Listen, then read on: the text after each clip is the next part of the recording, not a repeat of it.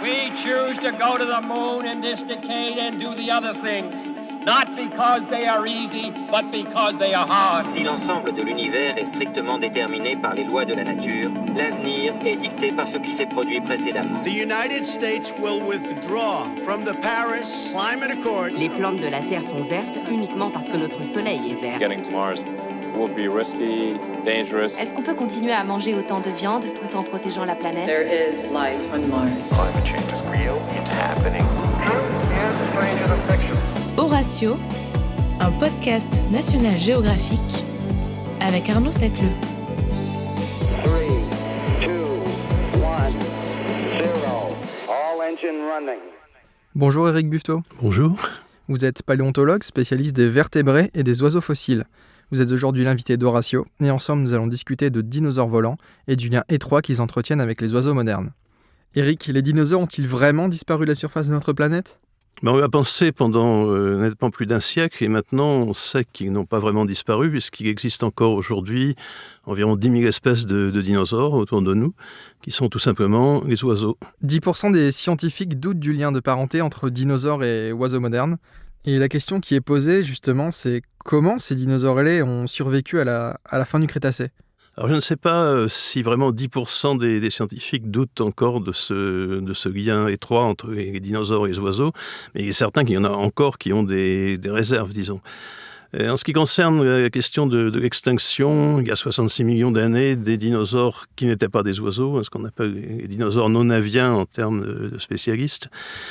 Effectivement, on peut se demander pourquoi les oiseaux ont survécu alors que les autres dinosaures n'ont pas survécu. Il faut savoir qu'il y avait déjà beaucoup d'oiseaux il y a 66 millions d'années, à la fin du Crétacé.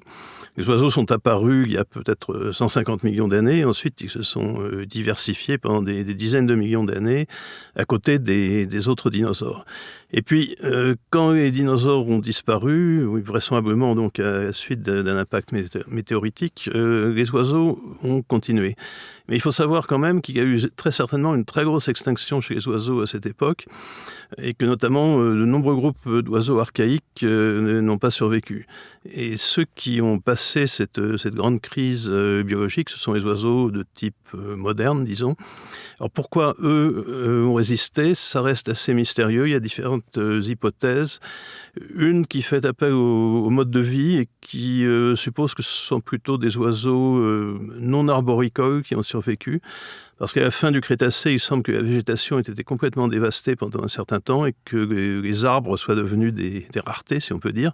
Et que donc tous les oiseaux qui vivaient et nichaient dans les arbres n'aient pas survécu, alors que des oiseaux plus terrestres, eux, auraient eu plus de chances de s'en sortir. Et que c'est ces oiseaux qui ont survécu qui ont donné ensuite la très grande diversité des oiseaux d'aujourd'hui. Loin du cliché du dinosaure à la peau écailleuse et aux allures très reptiliennes qu'on a aujourd'hui, des études menées en Sibérie suggèrent que presque tous les dinosaures avaient des plumes. Alors comment ou à partir de quand les dinosaures se sont-ils également dotés d'ailes ? Les premiers, les plus anciens restent vraiment certains de dinosaures à plumes. Ils datent du Jurassique, ils vont avoir dans les 150-160 millions d'années. Il n'est pas du tout impossible qu'il y ait eu déjà des dinosaures à plumes à des dates plus anciennes, mais on n'en a pas vraiment des preuves extrêmement concluantes à l'heure actuelle.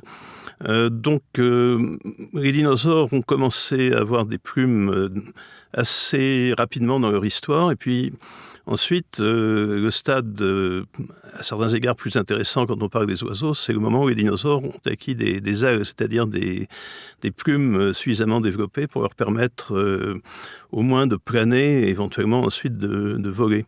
Et là, les premiers dinosaures qui possèdent vraiment des plumes assez sophistiquées, je dirais, et assez allongées, aux bras mais aussi aux pattes de derrière, ce qui est assez inattendu, on les connaît là aussi au Jurassique, dans des époques qui remontent à 150-160 millions d'années.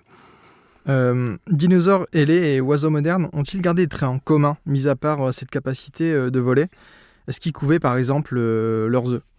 Alors le grand trait commun, c'est la possession de plumes, bien sûr, et c'est ce qui a vraiment fait basculer l'opinion des paléontologues. C'est le moment où on a découvert que beaucoup de dinosaures possédaient des plumes, alors qu'on pensait jusque-là que seuls les oiseaux étaient les seuls animaux qui possédaient des plumes.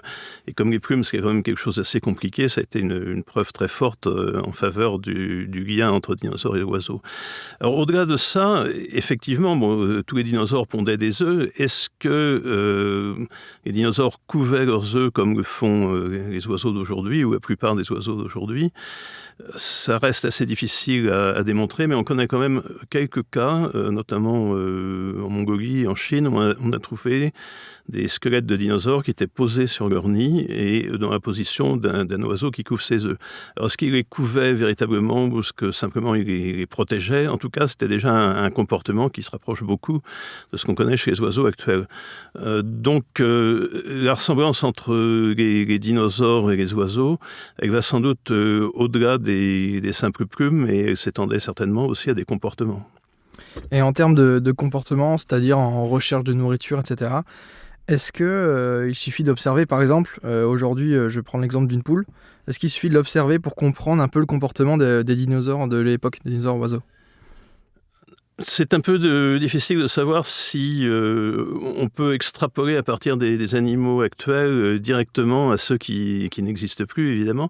Mais il est très probable que certains comportements qu'on observe aujourd'hui chez les oiseaux, ils existaient déjà d'abord chez les oiseaux plus anciens et aussi chez les dinosaures les plus proches des oiseaux. Et ces dinosaures à plumes, dont certains étaient capables de planer et probablement de branche en branche. Maintenant, il faut voir aussi que le comportement des oiseaux est extrêmement varié dans la très grande diversité d'oiseaux qui existent à l'heure actuelle. Hein. Si on compare le comportement d'un manchot, par exemple, à celui d'un rouge-gorge ou à celui d'une autruche, on va voir qu'il y a une gamme de comportements extrêmement vaste. Et les comportements des oiseaux archaïques n'étaient sans doute pas exactement ceux des oiseaux d'aujourd'hui. Mais néanmoins, si on veut essayer de se faire une idée du comportement de certains dinosaures, c'est peut-être du côté des oiseaux qu'il faut chercher plutôt que chez d'autres animaux qui vivent encore aujourd'hui. C'était plutôt des prédateurs à l'époque? Alors, les tout premiers... disons, les dinosaures volants, d'abord les dinosaures à plumes, étaient des prédateurs, mais c'était des animaux de petite taille, donc leur proie ne devait pas être très grosse. On peut imaginer des insectes ou des petits animaux comme des grenouilles, des choses de ce genre. Et les tout premiers oiseaux probablement étaient prédateurs également. Les premiers oiseaux avaient des dents, hein, comme les dinosaures, mais assez rapidement, certains oiseaux ont perdu leurs dents, ont acquis un bec comme ont les oiseaux d'aujourd'hui. Et on s'aperçoit quand on regarde les fossiles d'oiseaux primitifs, comme ceux qu'on a trouvés en très grand nombre en Chine, par exemple, qu'il y avait rapidement un très grand éventail de régimes alimentaires différents qu'on peut reconstituer parce que quelquefois on retrouve le contenu d'estomac de ces animaux. Et donc certains se nourrissaient de graines, certains se nourrissaient de petites proies, certains même se nourrissaient de poissons. Et ça, assez vite dans l'histoire évolutive des oiseaux. Il n'y a aucun dinosaure oiseau de grande taille qui est connu à ce jour? Les dinosaures à plumes, les plus gros que l'on connaisse, ça va être des animaux qui feraient peut-être 2-3 mètres de long, mais qui n'étaient certainement pas capables de voler. Il faut bien voir que parmi les dinosaures à plumes, il y a beaucoup d'espèces dont le squelette montre qu'ils ne pouvaient pas voler. Ils ont les bras trop courts, par exemple, donc ils n'avaient pas d'ailes à proprement parler. Mais leur corps était couvert de plumes ou de proto-plumes. Et ces plumes devaient servir certainement à autre chose qu'à voler. Et à quoi? Probablement, en grande partie, à isoler le corps et donc à aider l'animal à maintenir sa température constante. Et puis aussi, peut-être, pour des comportements, des parades sexuelles et ce genre de choses, comme c'est le cas encore chez les oiseaux aujourd'hui, d'ailleurs. Justement, en parlant de parades sexuelles, les plumes, est-ce qu'on sait si elles avaient une couleur plutôt colorée, plutôt terne? Et dans ce cas-là, si c'était coloré, est-ce qu'elles ne les desservaient pas justement par rapport aux autres prédateurs? On a beaucoup de mal à reconstituer la couleur des animaux disparus. Et il y a quelques années, certains chercheurs ont pensé qu'ils avaient une piste quand ils ont retrouvé sur des plumes d'oiseaux archaïques et de dinosaures à plumes des corpuscules qu'on appelle les mélanosomes et qui portent les pigments qui donnent leur couleur aux plumes. Et donc, d'après la forme de ces mélanosomes, on peut avoir une idée des pigments qui étaient présents sur les plumes. Donc, on s'est lancé dans des reconstitutions de la couleur de ces oiseaux et dinosaures à plumes et on a trouvé des teintes plutôt noires, marron, etc. Mais le problème, c'est qu'on sait que que les pigments ne sont pas seulement portés par les mélanosomes, et certains pigments présents dans les plumes, on ne peut pas les reconstituer de cette manière. Par exemple, les pigments qui donnent des couleurs plus vives, comme le vert ou le jaune, on ne peut pas les reconstituer ainsi. Donc, les couleurs qu'on reconstitue chez ces animaux sont, je dirais, très approximatives. Donc, on ne sait pas très bien s'ils avaient des couleurs plutôt ternes, comme ce qu'on pourrait penser au vu des premiers résultats, ou peut-être des couleurs plus bariolées. Mais même s'ils avaient des couleurs assez vives, c'est le cas encore de beaucoup d'oiseaux. Et effectivement, c'est à double tranchant. C'est-à-dire que ces couleurs vives servent dans les parades sexuelles. Et d'ailleurs, ce sont généralement les mâles chez les oiseaux qui ont des couleurs vives et pas les femelles. Mais aussi, bien sûr, ça les rend plus visibles pour les prédateurs. Donc il y a un avantage sélectif d'un côté et un désavantage qui s'équilibre dans le grand jeu de la sélection naturelle. Quand on parle de dinosaures ailés, on pense tout de suite aux ptérodactyles, qui appartient à la famille des ptérosaures, à ne pas confondre avec les dinosaures justement, dont certaines espèces étaient en effet pourvues d'ailes et de plumes. Qu'est-ce qui distingue ces deux groupes, entre les ptérosaures et les dinosaures ailés, et lequel a réussi à voler en premier ? Alors, les ptérosaures, c'est un groupe d'animaux, de vertébrés, qui a vécu en même temps que les dinosaures, qui est apparu plus ou moins en même temps que les dinosaures, mais qui ne sont pas des dinosaures. Ce sont des cousins pas spécialement proches des dinosaures. Et ils ont commencé à voler bien avant que les dinosaures, que certains dinosaures du moins, ne deviennent des oiseaux. Et les ptérosaures avaient des ailes, mais des ailes qui sont tout à fait différentes de celles des oiseaux et donc de leurs prédécesseurs dinosaures, parce que les ptérosaures n'avaient pas de plumes, ils avaient des ailes qui étaient formées par une membrane de peau qui était tendue entre un des doigts de la main, le quatrième doigt de la main, qui était extrêmement allongé. Et donc cette membrane était tendue entre ce doigt et le corps de l'animal. Alors ça se rapproche un peu plus des ailes des chauves-souris que l'on connaît aujourd'hui, à ceci près que les ailes des chauves-souris sont tendues sur plusieurs doigts et pas sur un seul. Mais les ptérosaures apparemment s'en sortaient très bien avec ce type d'ailes. Ils ont vécu jusqu'à la grande extinction de la fin du Crétacé. Ils se sont beaucoup diversifiés. Ils ont donné des animaux de très très grande taille. On connaît des ptérosaures qui devaient faire 10 mètres d'envergure, c'est la taille d'un petit avion. Et ils ont été donc contemporains des premiers oiseaux pendant des dizaines de millions d'années. Alors comment ça se passait entre les oiseaux et les ptérosaures, on a un peu du mal à le savoir. Il y a sans doute une certaine concurrence entre ces deux types d'animaux volants. Mais toujours est-il que pendant des millions d'années, les deux types de vertébrés volants, qui étaient les ptérosaures d'un côté et les oiseaux de l'autre, ont cohabité. Donc les ptérosaures pouvaient voler sur une longue distance ? On pense que oui, parce que par exemple, on trouve des ptérosaures dans des couches géologiques qui se sont déposées en milieu marin, probablement assez loin des côtes, qui semblent indiquer que certains ptérosaures pouvaient voler sur de longues distances et finalement se retrouver en pleine mer. Donc possiblement, l'un des deux, les ptérosaures, auraient pu être également les prédateurs des oiseaux C'est tout à fait possible que certains ptérosaures se soient nourris d'oiseaux, d'autant qu'il y avait des ptérosaures qui étaient d'une taille assez imposante, comme je le disais, et des oiseaux qui, eux, n'étaient pas très très gros, même s'il a commencé à apparaître des oiseaux relativement gros vers la fin du Crétacé. Donc on peut très bien imaginer que certains oiseaux aient pu être la proie de certains ptérosaures, oui. Comment justement les dinosaures ailés ont-ils appris à voler ? Est-ce que c'est en s'élançant de la plus haute branche d'un arbre, comme l'Archéoptérix, l'un des plus vieux ancêtres des oiseaux ? Ou est-ce que c'est en décollant après une course d'élan rapide, par exemple ? Alors ça a été une grande discussion à partir des années 1970, quand on a commencé à vraiment penser que les oiseaux dérivaient de certains petits dinosaures. Est-ce qu'effectivement ils avaient décollé à partir du sol, un peu comme des avions, si on peut dire, ou alors est-ce qu'ils s'étaient lancés de la cime des arbres, par exemple, en commençant par planer de branche en branche avant de commencer à vraiment battre des ailes. Et certains paléontologues étaient très en faveur de guider des dinosaures qui décollaient en courant très vite et en se lançant dans les airs, même si ça paraît quand même un peu compliqué. Et c'est pourquoi ? Parce qu'on pensait que les dinosaures étaient essentiellement des animaux terrestres. Et on ne savait pas qu'il avait existé des dinosaures différents qui probablement pouvaient grimper aux arbres et puis aussi planer. Et quand on a découvert des fossiles de dinosaures à plumes qui manifestement, d'après la morphologie de leur squelette, pouvaient certainement grimper aux arbres, qui avaient de très longues plumes aux pattes de devant et aussi aux pattes de derrière, ce qui fait que pour courir vite, ça devait être un peu compliqué. Ils avaient une morphologie qui colle très bien avec un animal planeur. Peut-être pas encore volant à proprement parler, mais au moins capable de planer. Donc aujourd'hui, il y a peut-être encore quelques partisans de l'hypothèse du dinosaure qui décolle en courant, mais je dirais que la plupart sont plutôt en faveur de l'hypothèse du dinosaure qui grimpe aux arbres et ensuite se lance dans l'espace et plane avec ses ailes qui sont formées de plumes. Ça paraît quand même plus vraisemblable. Donc à la différence des ptérosaures, ils ne volaient pas du tout sur des longues distances. Ça, c'est difficile à dire. Au tout début, probablement pas, parce que les premiers oiseaux n'avaient pas la musculature suffisante, probablement, pour avoir un vol très, très actif et très, très durable comme les oiseaux d'aujourd'hui. Mais assez rapidement, les capacités des oiseaux se sont améliorées. Et donc, ils ont été capables de voler à peu près comme les oiseaux d'aujourd'hui. Et à partir d'un certain stade de leur évolution, on peut penser qu'ils pouvaient voler assez correctement et assez longtemps. Des paléontologues ont récemment découvert le fossile d'un petit dinosaure ailé, baptisé Ambopteryx longibrachium, je ne sais pas si je le dis bien, qui aurait vécu en Chine il y a 163 millions d'années. Il ne serait cependant que le second dinosaure à plumes à présenter des membranes sous les ailes, après Yiki, un autre dinosaure découvert en Chine, justement. Est-ce que cette caractéristique fait de ces deux dinosaures les premiers dinosaures volants ?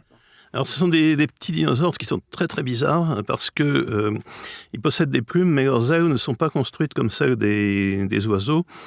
Et leur aile rappellerait plutôt, à certains égards, celle des chauves-souris ou celle des ptérosaures dont on parlait auparavant, parce que, essentiellement, c'est une membrane qui est tendue sur un doigt de la main et aussi sur un os du poignet, qui est très allongé et qui sert d'appui à cette membrane. Donc, c'est un type d'aile extrêmement bizarre que l'on ne connaît chez aucun autre animal, ni chez les ptérosaures, ni chez les chauves-souris, ni encore moins chez les oiseaux, et qui devait leur permettre de voler ou de planer d'une façon très très originale. Et donc les plus anciens remontent au Jurassique, et apparemment c'est une tentative de certains dinosaures pour commencer à planer et à voler, qui ensuite apparemment n'a pas été couronné de beaucoup de succès parce qu'on ne retrouve pas ce type de dinosaures pendant très très longtemps. Et ils ont probablement été remplacés par les dinosaures à plumes qui eux, se rapprochent des oiseaux et qui sont à l'origine des oiseaux. Donc on peut voir ça comme une espèce d'essai un peu raté de l'évolution d'une aile qui n'a pas été couronnée de beaucoup de succès et qui a finalement disparu au cours de l'évolution. Donc en effet, ils ne sont pas à mettre dans la catégorie des ptérosaures, mais pas non plus dans la catégorie des oiseaux. Non, ils se rapprochent plus des oiseaux, si on peut dire, parce que ce sont des dinosaures très bizarres et donc apparentés aux oiseaux d'une certaine manière. Mais en tout cas, ce ne sont pas des ptérosaures. Ils sont construits d'une façon complètement différente d'un ptérosaure. Et c'est vraiment une découverte très très étonnante parce qu'on avait commencé à s'habituer aux dinosaures à plumes qui ressemblaient à un oiseau et puis qui peu à peu, au cours de l'évolution, s'étaient transformés en oiseaux. Et là, on découvre des dinosaures qui ont, entre guillemets, essayé autre chose pour voler. Et puis ça n'a pas trop marché apparemment. Donc vous dites que ça n'a pas trop marché. C'était des dinosaures qui étaient quand même capables de courir, Alors, il est plus probable que c'était des dinosaures plutôt grimpeurs, apparemment, qui devaient se servir de leur membrane, peut-être pour planer, éventuellement. Est-ce qu'ils pouvaient vraiment voler comme un oiseau, c'est pas absolument certain. Et semble-t-il, c'était un système, si on peut dire, un type d'aile qui n'était pas aussi efficace que l'aile de type oiseau, qui, elle, a connu un très grand succès et a donné ce qu'on connaît aujourd'hui, les 10 000 espèces d'oiseaux qui vivent actuellement. Des scientifiques viennent de montrer que le T-Rex était doté d'un odorat très développé grâce à l'analyse de l'ADN et de la forme générale du cerveau des oiseaux modernes. En quoi l'étude des animaux modernes, justement, aide-t-elle à mieux comprendre les dinosaures ? Bien, ça, c'est un principe général de la paléontologie. C'est que pour comprendre les animaux du passé, il faut s'appuyer sur une bonne connaissance des animaux modernes, parce qu'ils nous apportent des tas d'informations que les fossiles ne nous donnent pas, pour des choses aussi simples que, par exemple, la musculature. Si on trouve un squelette de dinosaure, on va avoir ses os, bien sûr, mais dans l'immense majorité des cas, on n'aura pas ce qu'on appelle les parties molles, que ce soit les muscles ou la peau, par exemple. Alors, dans certains cas, on a la chance de trouver des fossiles qui sont spécialement bien conservés, où on va avoir la peau et les plumes, par exemple. Mais dans la grande majorité des cas, on ne les a pas. Donc, on est obligé d'extrapoler à partir de ce que l'on connaît des animaux qui vivent aujourd'hui et où on peut voir l'animal dans son entier. Alors, c'est à prendre, évidemment, avec une certaine prudence, parce qu'on ne peut pas extrapoler totalement à partir de ce qu'on voit dans le monde actuel vers les animaux du passé, mais c'est une étape obligatoire de la paléontologie.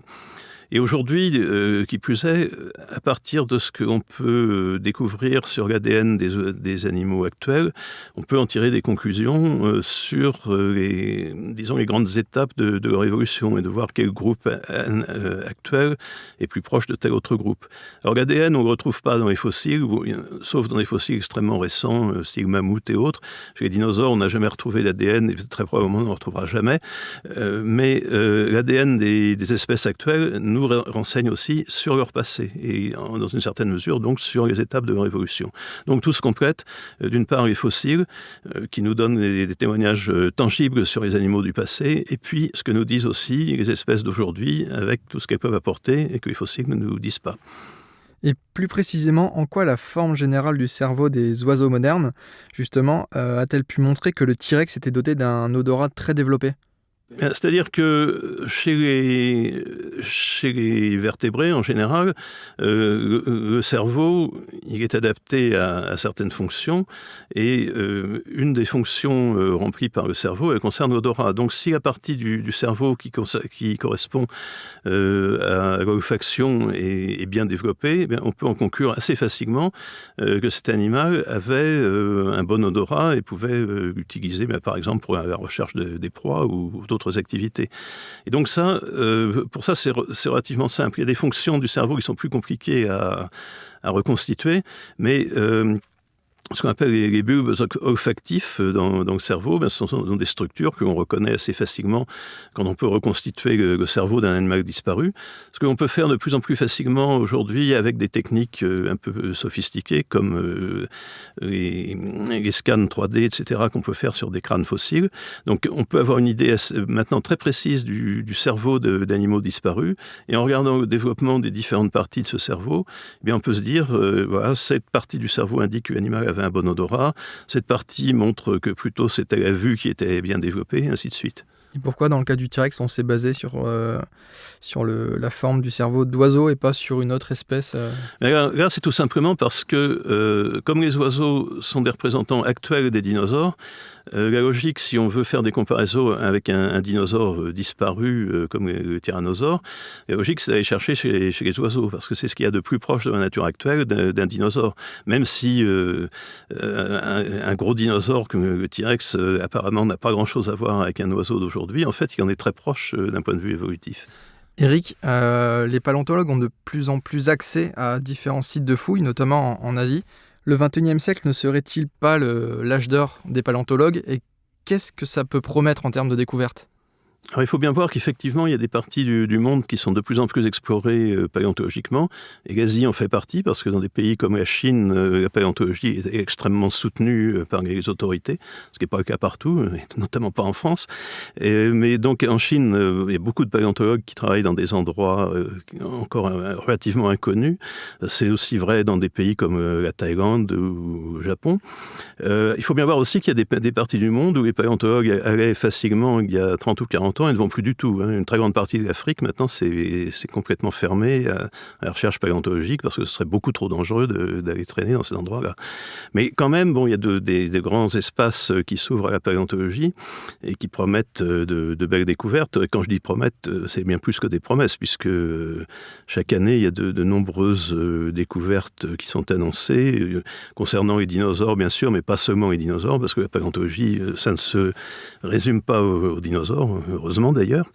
Donc il y a cet aspect-là qui est très prometteur, et puis il y a aussi le développement de techniques nouvelles qui permettent de faire dire aux fossiles toutes sortes de choses qu'on ne savait pas extraire de ces fossiles auparavant. Alors que ce soit des techniques géochimiques qui permettent de reconstituer des choses comme la température interne d'un dinosaure, ou que ce soit ce que j'évoquais tout à l'heure, des techniques d'imagerie 3D qui permettent d'aller reconstituer le cerveau d'un animal disparu sans endommager le fossile. Tout ça, ce sont des approches nouvelles qui contribuent à faire que la paléontologie pourrait être dans une phase de grand développement. Je le mets au conditionnel parce que il y a des endroits du monde, dont la France fait partie, où la paléontologie est en voie d'extinction parce qu'on ne recrute plus de jeunes paléontologues, il faut bien le savoir. Il y a une découverte en particulier que vous aimeriez qu'on fasse durant les prochaines années ? Ça, c'est très difficile à prévoir parce que finalement, les découvertes les plus intéressantes, c'est les choses totalement inattendues, celles auxquelles on ne s'attendait pas. Il est certain que si on reprend le thème de notre discussion, dans le domaine de l'histoire des oiseaux fossiles, il y a des tas de choses qui restent inconnues. Par exemple, que sur ces oiseaux les plus anciens, ces oiseaux du Crétacé, on découvre des choses inattendues. J'ai eu le plaisir, il y a quelques années, de trouver des restes d'un très gros oiseau, qui était presque la taille d'une autruche, qui vivait à la fin du Crétacé. On a trouvé ces restes dans le sud de la France et en Espagne, et c'était totalement inattendu. On ne savait pas du tout qu'il y avait des oiseaux de cette taille à cette époque. Et donc, on peut s'attendre à toutes sortes de choses, mais prévoir ce que ce sera la prochaine grande découverte paléontologique, c'est vraiment compliqué. D'accord. Merci beaucoup, Éric Buffetot. Merci à vous. Merci à tous de nous avoir écoutés. Si cet épisode vous a plu ou pas plu, n'hésitez pas à nous laisser un commentaire. Et si vous souhaitez en savoir plus sur ce sujet, rendez-vous sur le site nationalgeographique.fr.